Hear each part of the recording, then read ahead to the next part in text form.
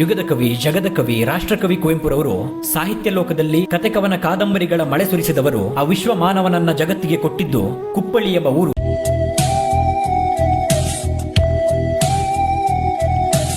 ಕದ್ದಿಂಗಳು ಕಗ್ಗತ್ತಲು ಕಾರ್ಗಾಲದ ರಾತ್ರಿ, ಸಿಡಿಲ್ ಮಿಂಚಿಗೆ ನಡುಗುತ್ತಿದೆ ಪರ್ವತವನ ಧಾತ್ರಿ. ತುದಿಯಿಲ್ಲದೆ ಮೊದಲಿಲ್ಲದೆ ಹಿಡಿದಂಬರವನು ತಬ್ಬಿದೆ ಕಾದಂಬಿನಿ ರಾಶಿ. ನಿರ್ದಯ ಕಠಿಣಾಘಾತದಿ ಕುಂಬಿನಿಯನ್ನು ಅಪ್ಪಳಿಸಿದ ಗೀಳುಟ್ಟುರೆ ಬೋರೆನ್ನುತ್ತೆ ಬಿರುಗಾಳಿಯು ಬೀಸಿ. ಹೊಂಬಳ್ಳಿಯು ಹೊಮ್ಮಿದವನು ತಳ್ಳೆನೆ ಮುಗಿಲಂಚು, ಇರುಳಲಿ ಹಗಲೆಣುಕಿದವನು ಹಾವ್ನಾಲಗೆ ಮಿಂಚು. ನೆಕ್ಕುತ್ತಲಿದೆ ಕತ್ತಲೆಯನ್ನು ಕುಕ್ಕುತ್ತಲಿದೆ ಭುವಿಗಣ್ಣನು ಮಿಂಚಕ್ಕಿಯ ಚಂಚು. ಆಕಾಶವೇ ನೀರಾಯ್ತನೆ ಸುರಿಯುತ್ತಿದೆ ಬೋರ್ಬೋರನೆ ಮುಂಗಾರ್ ಮಳೆ ಧಾರೆ. ಲಯ ಭೀಷಣ ಮಳೆ ಭೈರವ ಮೈದೋರಲು ಮರೆಯಾಗಿವೆ ಭಯದಲ್ಲಿ ಶಶಿತಾರೆ. ಲಯ ರುದ್ರನ ಜಯ ಡಿಂಡಿಮಗನ ವಜ್ರದ ರಾವ, ಭವ ವಿಪ್ಲವಕರ ಭೈರವ ವರತಾಂಡವ ಭಾವ.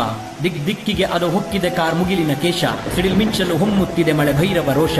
ಮಳೆ ಎಂಬುದು ಬರಿ ಸುಳ್ಳಿದು, ಮಳೆ ಎಲ್ಲುದು, ಮಳೆ ಎಲ್ಲಿದು ಪ್ರಳಯದ ಆವೇಶ.